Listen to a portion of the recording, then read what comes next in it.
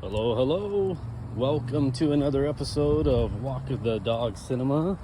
Here we got the Roca. She's all excited, ready to go. Right, Roca? You all ready for your walk? Yeah. And as you can see, I can't even keep up with her. No, she's been itching to get out, but it's been pretty hot where I live, and got to make sure that the cement's all nice and cooled down for her paws. And we're gonna sit there and enjoy the nice weather. It's probably a good 75 degrees now, and yeah, just to kind of get a good walk in here for 20 minutes. I'm gonna be talking about a movie, Love Hurts. Not really gonna talk too much about it, but there's one thing I do want to touch upon as I kind of think about what this whole little vlog is about, and just kind of going over something that while in the midst of watching this that I thought about kind of deeply in terms of just modern filmmaking and some misnomers about like the 80s and 90s action heroes that this movie kind of brought up. So I'm gonna probably get into that, but let's get into our discussion about Love Hurts. Yeah, it's a action kind of comedy movie with Goonies star Data, grown up, also from he won the Academy Award for Everything Somewhere with Michelle Yeoh, and I'm probably saying that wrong. I've seen that movie. He had a much better role in that one than this one. He's charming in the one sense. Character's kind of one-dimensional. I'm just gonna come right out. I think it's kind of a waste of time to watch. I mean, you could find much better action movies, much better comedy action movies.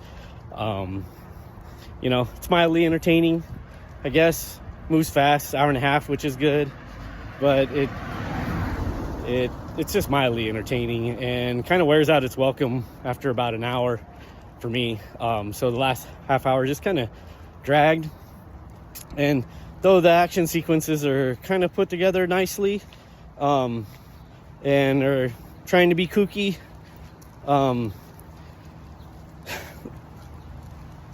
there's just not a lot to talk about this film. I mean, I could go on about the acting is one way or another, but ultimately, I don't mind the one-noteness or what the script offers.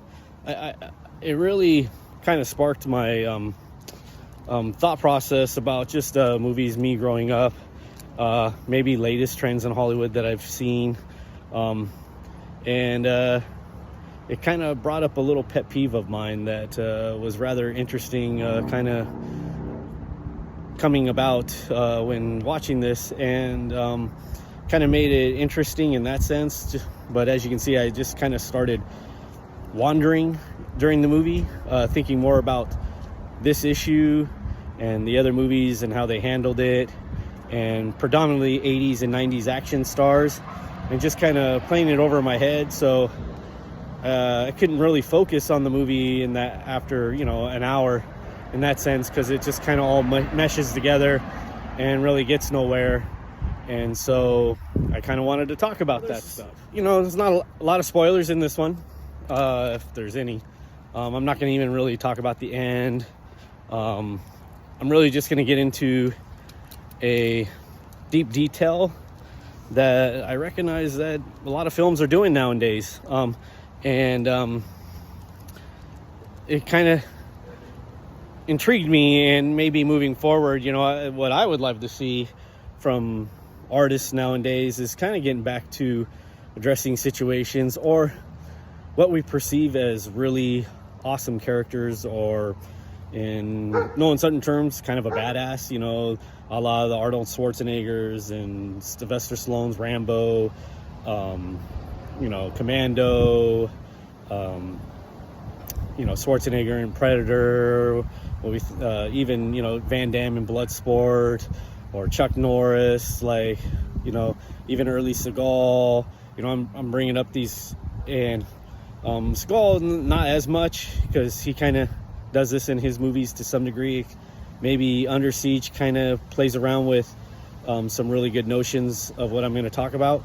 but I kind of want to get into what separates those that I think some of the filmmakers miss in today's moviedom, and it's kind of reflective of the Marvel superhero syndrome. And I'm not placing it on comic books in general or Marvel in general, because comic book movies tend to do this, and because they've made a lot of money, maybe people think that that's what it is.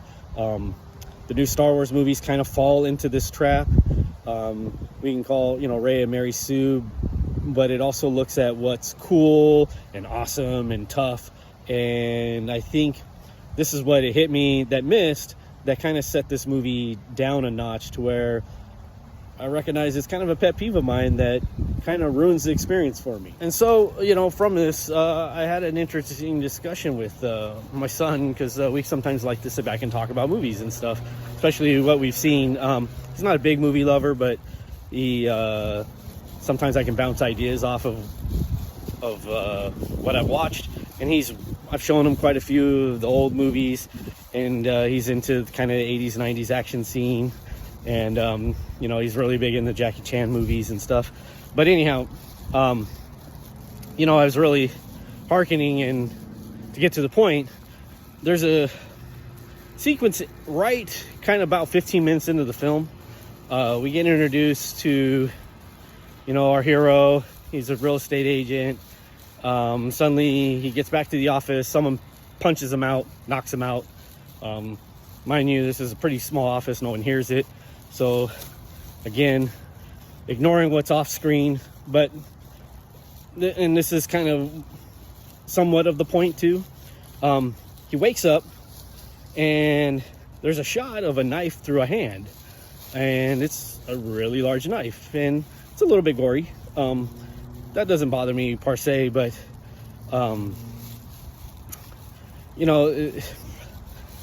it's a big knife right through the middle of his hand. It's pinned to the table.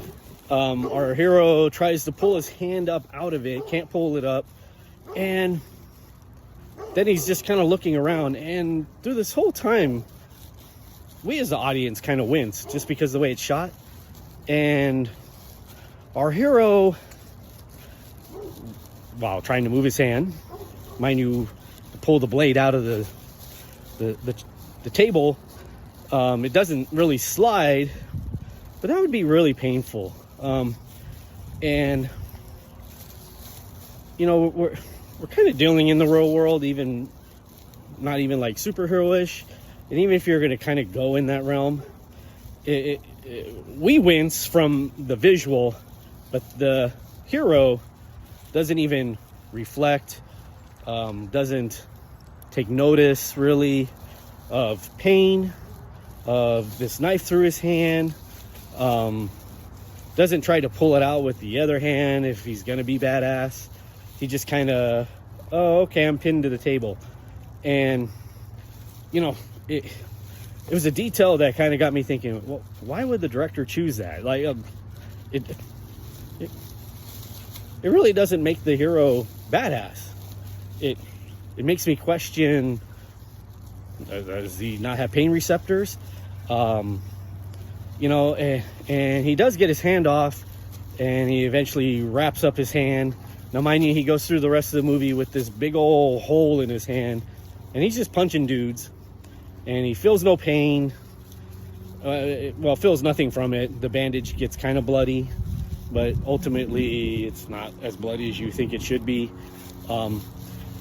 And you think about the movie, and there's all these other details that are going on in the film, and you think, well, why did the director, why did they all choose to subvert and not deal with the pain that's going on during these fight sequences, or acknowledging any kind of wound?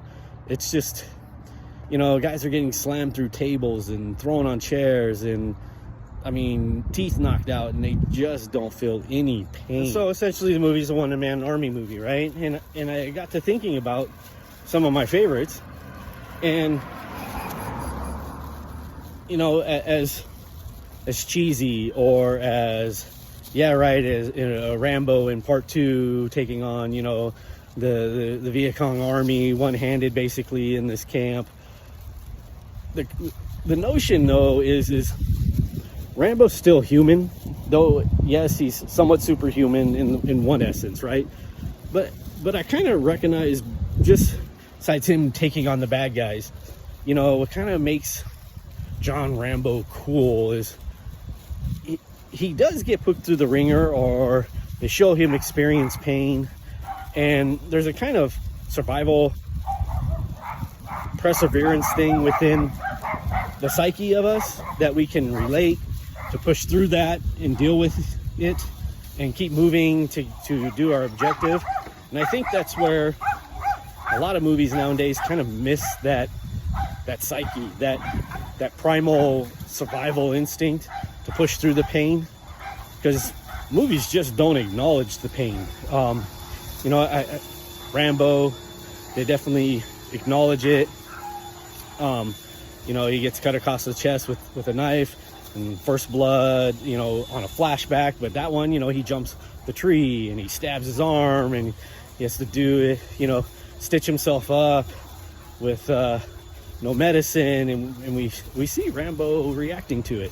I even think of like one of the ultimate one-man army, Commando. Schwarzenegger is just the crap out of everybody, just going to town, and he doesn't take much damage, but at the end the villain gets the drop on him, shoots him with a bullet, takes out his arm, and Schwarzenegger reacts to it. He whether it's a cheesy scream of pain, he never uses that arm again in the rest of the fight, and he still kicks butt. He fights through it for his daughter, right? But he experienced pain, and then we get the ultimate John McClane, who goes through hell and all the diehards. You see the battle wounds. He's limping by the end of the movie. He's got broken ribs. He's spitting blood. I mean, he's a mess. And I mean, original Die Hard is just synonymous with kicking the hero's butt, and he just grinds through it, and you can see how weary he is at the end and tired. But when he sees his wife, and just you have the elation of getting through it with him, right? And it makes these characters larger than life. Van Damme, in most of his movies, gets beaten up at a point and knocked down, has to pick himself back up. He kicks a lot of butt in blood sport, but he still gets, tested and tried and challenged by the villain, or one major bad guy, and takes a little damage, and I can Jackie Chan. I mean, he makes it a living out of taking damage in the fights, relaying that to us, and going through it and figuring out comedic ways of playing it up. But he still acknowledges that these things hurt, right? And a lot of superhero movies now, they and a lot of action movies, they don't anymore. Someone gets decked, and it's like, well, we got to do 3 or 4 more punches in the face, back and forth, and it just, get thrown through walls, and I get it on one level to some degree, maybe, but it doesn't make the character cool, because he can take all this damage, not feel it. So, aspiring directors out there, if you ever see this, writers, if you're young and you want to make it, just letting you know, put some damage in the movies. Let's have our people feel it again. And you want to make a character badass, you know what? Do that. I'm telling you. Even to some degree, the John Wick movies kind of do it. Keanu Reeves fills some of it. Sometimes he doesn't. It gets a little ridiculous when he's getting hit by cars, and he kind of, then he doesn't. Those are the kind of little eye-rolling moments. But there's moments where when he's fist fighting and takes a blade slash, and he's reacting, or he finally does take a bullet. He's reacting. He's getting tired. He's getting winded, and he fights through it. But that's kind of the closest one. The most recent with Mission Impossible. Tom Cruise. I think me and my son were talking, he's kind of a machine in this, you know, and some of the other, now thinking about Mission Impossible is, you know, they're exciting with the stunts and they're real in that regard, but he's still kind of a machine. Like, he just, you know, he doesn't inherently feel any pain in this film, though he should. Yeah, he gets a little cold, but thinking about the diving scene in that movie, he really doesn't experience any pain or the jitters, or he just falls unconscious and he wakes up and he's in the girl's arms, and that's kind of all we ever address of his pain, and he's A-okay. So, you know, it's that conflict, it's that inner turmoil and survival that I think is kind of missing from movies nowadays, where when put to the test in an action movie, you know, I read somewhere that The Rock can't ever kind of get his butt kicked in a movie. And on one level, it doesn't make The Rock's characters cool. It really doesn't. I mean, I think of Arnold, and when he stepped away and kind of had that kind of same mentality, his movies weren't as good. Because, I mean, his great ones, Conan, he takes damage, right? Well, Terminator, he's a bad guy. He just, you know, he gets pummeled and just keeps on coming. But even then, he's kind of experiencing the pain from a cyborg standpoint when you think about it. But Commando, he experiences some of it. I mean, Sylvester Stallone, pretty much with Rocky, yeah, he takes a lot of damage. But, you know, he's still, at times, you know, he experiences it, right? You know, they go a little overboard in Rocky IV with Dolph Lundgren. But both guys still, by the end, are enduring through it. So I'd like to see some movies kind of get back into that. It's just, it really brought the movie down for Love Hurts. I say it's a waste of time. Don't bother with it. And I hope this little discussion about bringing back good action heroes who fight through adversity and pain makes it to someone with some ears and thinks about it and starts churning out some movies that get popular again with some real action characters, male, female, doesn't matter. Just give us some real badass action characters. It's much needed. So I'm out. Have a good one, everybody. If you like what you see, subscribe. Leave your comments. Tell me if I'm crazy or not. That's fine. But I'd like to hear your thoughts on it. So have a good one, everyone.